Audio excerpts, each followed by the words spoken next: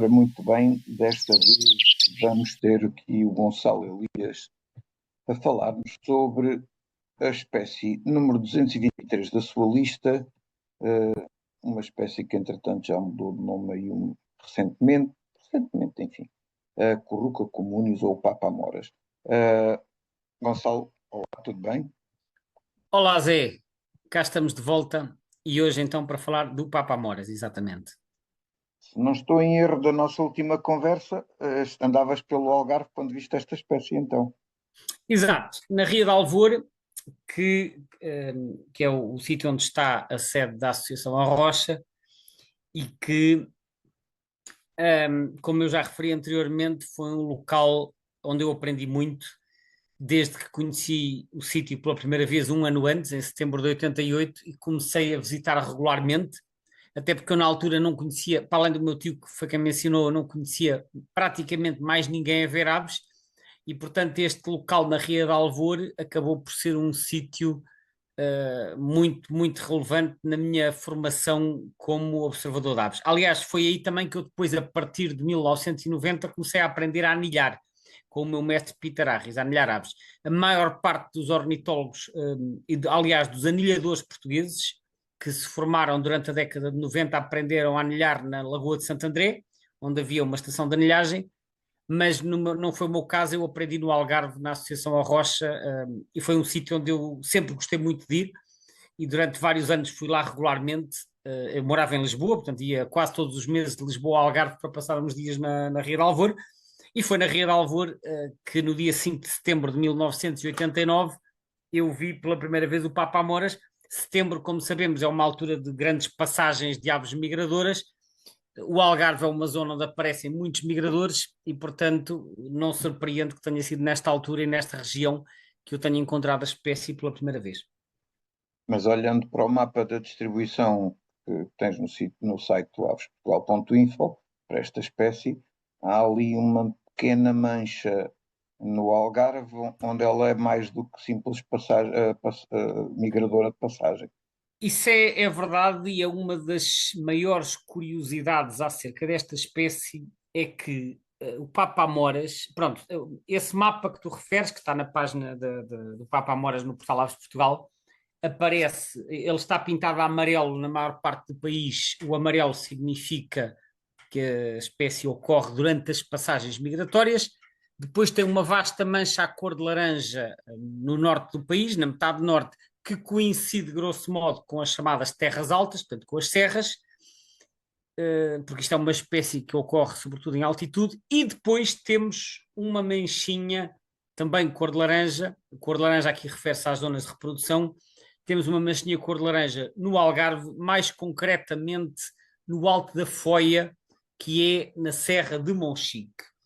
Ora, isto é uma curiosidade, porque esta população é uma população completamente isolada, é uma população que já é conhecida há várias décadas, não é nada que tenha aparecido recentemente, e tem esta curiosidade. Por exemplo, o primeiro Atlas de Nidificantes, que foi publicado em 1989, já tem mapeado a distribuição da espécie, assim, sobretudo do Mondego para cima, essencialmente, mas, mas já tem, não é bem do Mondego, é do Zézer quase, porque aquilo é no terço norte, grosso modo. Mas o primeiro Atlas já tem essa pequena população da Serra de Monchique, que depois é confirmada no segundo Atlas e mais recentemente no terceiro Atlas. Portanto, é uma curiosidade, é esta de haver ali uma pequena população, que serão, não sei, 3 ou 4 casais, que todos os anos voltam à sua zona de reprodução no alto da Serra de Monchique e que está completamente isolada do resto da população nidificante. Posso também referir como curiosidade que na Serra de São Mamede, que fica no Alto Alentejo, perto de Porto Alegre, e que é o único local a sul do Rio Tejo que passa aos 1000 metros de altitude, porque a Serra de Monchique vai aos 900, a Serra de São Mamede vai aos 1025. Ora, nesse mapa que tu referiste, não há nenhuma bolinha, nenhuma manchinha na Serra de São Mamede. No entanto, existem observações de machos a cantar na Serra de São Mamede, no alto. Eu próprio já os observei, mas não é todos os anos. Portanto, eu diria que a Serra de São Mamede, em parte pela altitude que tem, é uma zona que tem algumas condições para a espécie, mas talvez por estar assim um bocado a sul, estas aves só lá aparecem em certos anos. E, portanto, às vezes em abril ou em maio aparecem machos a cantar por lá. Creio que nunca se confirmou a reprodução na zona, mas é provável que ela aconteça pelo menos em certos anos. Tirando estas curiosidades destas populações isoladas a sul do Tejo, isto é claramente uma ave das terras altas que ocorre principalmente acima dos 600 metros e, portanto, essa mancha que nós podemos ver no mapa corresponde então às principais serras ou planaltos do país. Onde ela é mesmo mais abundante, ela é mesmo mais para cima, não é? Sim, na Serra da Estrela, eu diria na Serra da Estrela é bastante abundante, embora os números que aparecem ao lado, no mapa do lado, refletem as contagens máximas inseridas no IBIRD. São contagens máximas, não são contagens médias, portanto, as máximas, se quiser, são recordes que às vezes números elevados podem ser resultado de transetos longos, mas de uma forma geral eu diria que é no interior norte e centro que elas são mais abundantes. Portanto, o número máximo aparece aí no distrito de Vila Real, eu não sei onde é que foi obtido o valor, mas pode ter sido na Serra do Gerês ou noutras serras ali do Alvão, por exemplo, mas de uma forma geral, acima dos 700 metros, fazendo um percurso num habitat favorável, que são zonas de matagal sobretudo, podemos encontrar bastantes papamoras a cantar na primavera. Esta espécie e esta distribuição, digamos, mais para norte do que para sul, também acontece um bocado em Espanha, não é? Pelo que se vê no mapa, até dá a sensação que há ali sim mesmo uns vazios significativos. Mesmo olhando para o mapa do eBird, onde em princípio estamos a contabilizar também as passagens durante a migração, há ali realmente uma série de vazios em Espanha. Ah, atenção que no eBird, se nós quisermos eliminar as aves em migração e olhar apenas para as aves nidificantes, nós podemos simplesmente aplicar um filtro. E se pusermos um filtro, Sim, por sim, exemplo, sim. só para os meses de junho e julho, aí já não temos aves em passagem praticamente. E, portanto, aí temos uma distribuição da, das aves nidificantes. Há outras formas de ver as aves nidificantes, no caso de Espanha, que é ir à página do Atlas das Aves, que está no site da CEU, portanto, escrever atlasaves.ceu.org e aí podemos ver os mapas de distribuição do segundo e do terceiro Atlas, e aí já não, aí à partida já não temos as aves em passagem e podemos verificar que efetivamente o Papa Amoras tem uma distribuição principalmente pela metade norte da península, além de ser nas cordilheiras do norte, na Cordilheira Cantábrica e no Sistema Ibérico e nos Pirineus, é também no planalto chamado Meseta Norte. Nós já ouvimos falar da Meseta Ibérica, aprendemos isso nas aulas de geografia, mas a Meseta Ibérica, que ocupa uma grande parte de Espanha, na verdade tem duas, nós podemos dividir em duas mesetas, que é a Meseta Norte e a Meseta Sul. A meseta norte é a que fica para norte, que fica na metade norte, a norte de uma linha que une a Serra da Estrela a Madrid, a norte do chamado Sistema Central, e é um planalto que se estende a 800, 900 mil metros. E a meseta sul, que é a que está na Extremadura e em Castela-La Mancha, é muito mais seca, é muito mais quente e está a mais baixa altitude. E, portanto, no caso do Papa Amoras, que é uma ave que aprecia já alguma altitude, o Papa Amoras é muito comum na meseta norte, mas está praticamente ausente da meseta sul. Portanto, em Espanha, se nós traçarmos uma linha ao meio, aliás, se nós traçarmos uma linha em Portugal que une a Figueira da Foz até passando pela Serra da Estrela até ao Sabugal e depois continuarmos para leste, passando por Madrid, nós praticamente não temos papamoras a sul dessa linha, ou temos muito poucos, e temos imensos para norte. Quando olhamos para, já que estamos a falar de mapas e distribuições, e quando passamos para a distribuição a nível europeu e olhando aqui para o mapa do EBVA2, não deixa de ser notório, por exemplo, que na comparação com o mapa do primeiro Atlas, Espanha tem aqui uma série de quadrículas onde supostamente desapareceu a espécie de Tem, mas isso são erros de registro. Foi algo, vamos ver, o primeiro Atlas europeu usou essencialmente os dados do primeiro Atlas espanhol que foi feito nas décadas de 80 e 90. E o primeiro Atlas espanhol que foi feito, grosso modo, na mesma altura do nosso, mas o conhecimento sobre a distribuição das aves nessa altura era um bocado incipiente, e eu acho que eles registaram tudo o que viam, incluindo aves em passagem. E depois, no segundo e no terceiro Atlas, isso foi corrigido. O que acontece é que no primeiro Atlas, eles, possivelmente por desconhecimento, não sabiam que eram aves em passagem e registaram-nas como sendo nidificantes. As aves em passagem normalmente não são mapeadas nos atlas nidificantes, mas no primeiro atlas espanhol foram e não deviam ter sido. E eles no segundo e no terceiro, e sobretudo no terceiro atlas, eles corrigiram isso, e isso aconteceu a mesma coisa no atlas europeu. Aliás, eles no site da, portanto, do atlas espanhol,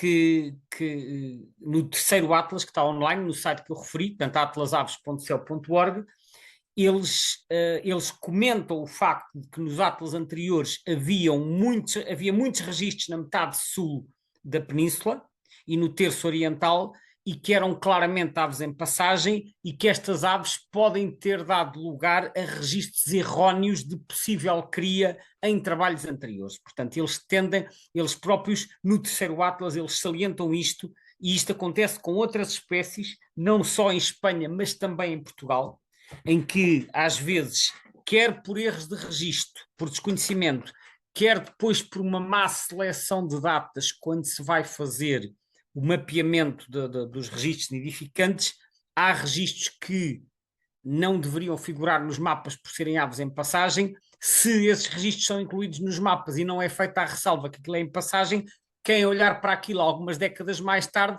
vai tirar exatamente a conclusão que tu tiraste, que é, isto aqui em Espanha desapareceu de uma grande parte da península.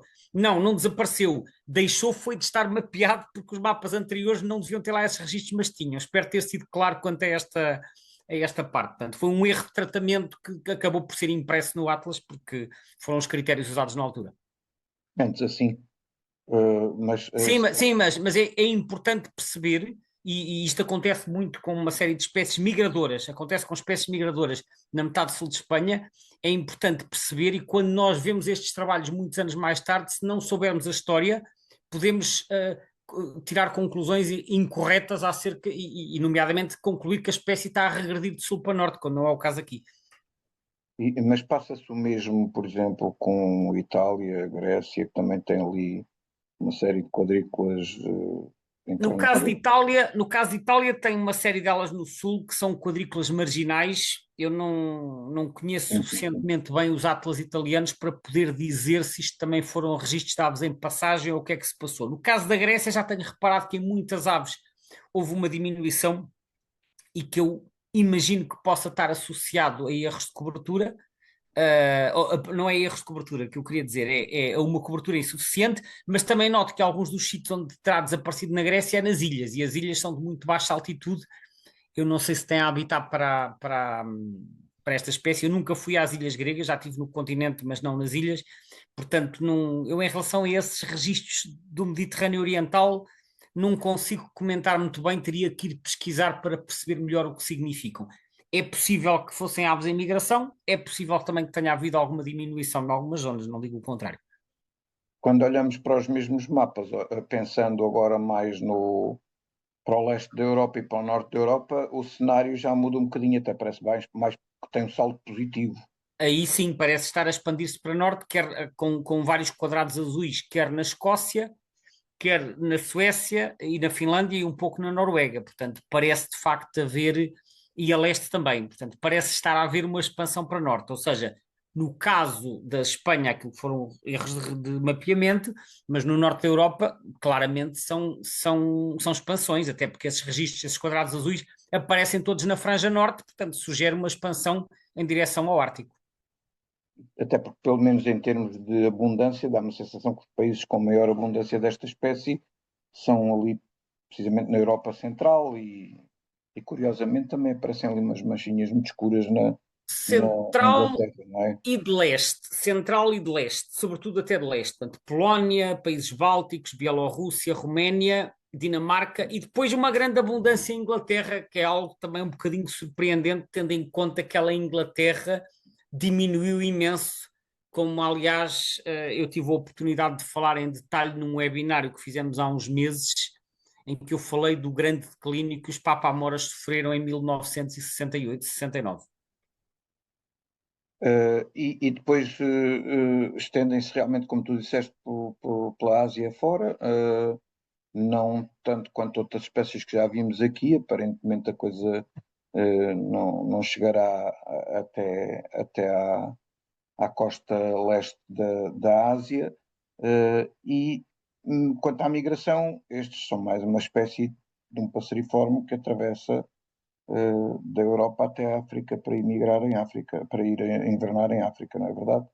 Correto. Portanto, em termos de nidificação, elas apanham a maior parte da Europa, até no Norte da África, portanto, também há nas montanhas de Marrocos e da Argélia, e Tunísia, e depois continuam pela Ásia fora, até à chamada Ásia Central, portanto, aquela zona Cazaquistão, Mongólia, noroeste da China, na província de Xinjiang, mais alguns países ali à volta, como o Quirguistão e o Afeganistão, e depois invernam na África subsaariana, sobretudo numa faixa conhecida como o Sahel. O Sahel é uma zona árida, não tão desértica como o Saara, mas que ainda não é naquelas zonas de floresta muito úmida que encontramos na faixa mais tropical. Portanto, é uma zona assim, uma espécie de zona subtropical, uma faixa que vai desde o Senegal até à Etiópia, passando por países como o Níger, o Chad e o Sudão, que são países já com um clima relativamente seco, e depois no leste africano descem por ali abaixo pelo Vale do Rift, nomeadamente Quénia, Tanzânia, Moçambique, que vão até à Zâmbia e chegam mesmo à África do Sul. Portanto, mesmo as populações asiáticas vão invernar à África. Nós ainda recentemente falámos disto a propósito de outras espécies, salvo erro foi do Melro das Rochas, em que apesar de irem nidificar a Ásia Central, eles depois não vão invernar à Índia, em vez disso migram para Sudoeste, provavelmente atravessam a Península Arábica para ir invernar então em África. Uma das coisas, referiste agora que eles também se estendem depois pelo Sahel, já não me recordo em que espécie é que foi que se referiu que algumas espécies são sensíveis ao clima nessa região. Esta parece que é uma das que pode ser severamente afetada precisamente pelo clima na zona do Sahel. Refere aqui o site do BirdLife que as secas entre 1968 e 75 poderão ter causado um sério, digamos, declínio da população nessa altura. Bom, essa foi de facto a teoria que foi apresentada quando houve o colapso populacional em 1969. Este colapso foi notado inicialmente em Inglaterra, que foi um dos primeiros países a ter um programa de monitorização das aves comuns nidificantes. Houve um colapso populacional da ordem dos, salvo erro, 70%, foi aquilo que eu apresentei no webinário, e a partir daí a espécie nunca mais recuperou. E houve, passado poucos anos, foram publicados artigos que relacionavam essa, essa quebra com a seca no Sahel. No entanto, quando nós olhamos para os dados de outros países, verificamos que houve recuperações bastante intensas. Por exemplo, nos Países Baixos, a população triplicou nos últimos 40 anos. E na Suíça tem estado com oscilações, mas está relativamente estável desde 1990. Em Espanha também tem estado a oscilar. Embora se saiba, com base em registros históricos, que num passado distante esta espécie era mais comum em Espanha e em Portugal do que atualmente, não há evidências de que este colapso populacional que se deu em Inglaterra tenha tido a mesma magnitude em todo o lado e que não tenha havido recuperações. Portanto, pode haver aqui alguns fatores relacionados com o clima.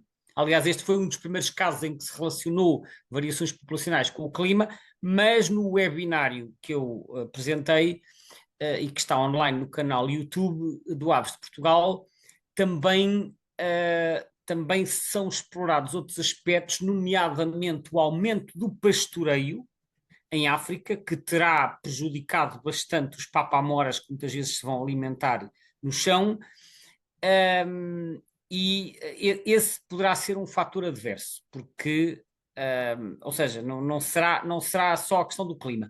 Além de que, se elas estão a aumentar muito nos Países Baixos, mas não em Inglaterra, isso também sugere que possa haver fatores específicos relacionados com o habitat de nidificação, por exemplo, no Reino Unido, e que não estejam a ser tão importantes em países da Europa Central, da Europa continental. Portanto, resumindo, o clima poderá ser um dos fatores. Nós já falamos disto recorrentemente a propósito de outras espécies, quando se invoca a questão do clima. O clima e as alterações climáticas poderão ser um dos fatores que esteja a condicionar a evolução populacional desta espécie. No entanto, e eu não me canso de repetir isto, não devemos cair no erro de atribuir a eventuais alterações climáticas as fortes variações populacionais, ignorando outros fatores que podem ser igualmente relevantes, nomeadamente ao nível do habitat. Seria necessário estudar isto um bocadinho mais, eu não sei exatamente que estudos é que têm sido feitos em anos recentes, mas de acordo com a informação que eu enfim, tive a pesquisar na altura, parece-me que há realmente aqui outros fatores em jogo para além do clima. Agora, que a zona do Sahel é uma zona vulnerável a secas, isso também acho que já está mais ou menos estudado. Uhum. Esta espécie tem 4 subespécies, se não estou em erro. Tem 4 subespécies, sendo que na Europa há apenas uma, que é a subespécie nominal. Depois temos outra na Ásia Central, desde a Rússia Europeia até ao Cazaquistão. Temos uma na Ásia Menor, portanto na Turquia e no Cáucaso. E temos uma outra também na Ásia Central até à Mongólia e a uma região que é a Transbaicália. Portanto, grosso modo, podemos dizer que temos uma subespécie europeia e 3 subespécies asiáticas. Curruca é um género ao qual esta espécie foi adicionada há relativamente pouco tempo, não é? Antes era. Não. Ela foi recolocada no género Curruca, depois de nós termos durante muitos anos habituado a conhecer esta espécie pelo nome Sílvia.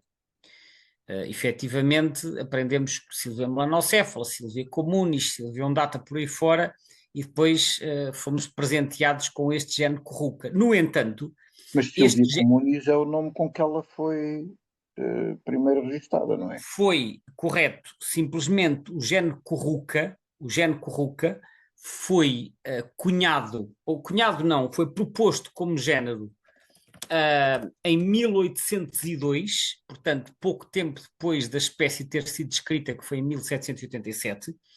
Ela foi proposta em 1802 por um naturalista chamado Beckstein, que era Johann Matthäus Beckstein, que era um naturalista alemão, que propôs o género Curruca, e houve várias totinegras que foram colocadas nesse género e por lá ficaram durante bastante tempo, porque no trabalho, no catálogo das aves de Portugal, do Manuel Paulino de Oliveira, que se chama Aves da Península Ibérica e especialmente de Portugal, que foi publicado em 1896, esta espécie e a maioria das nossas totinegras, não todas, porque a Silvia Capila não, mas as outras totinegras, quase todas, estão no género Curruca. Portanto, este género já tinha sido utilizado no passado, depois, mais tarde, eu não sei precisar quando, elas regressam ao género Sílvia, e recentemente aqui penso que foi por volta de 2012 ou 2013, não sei precisar a data,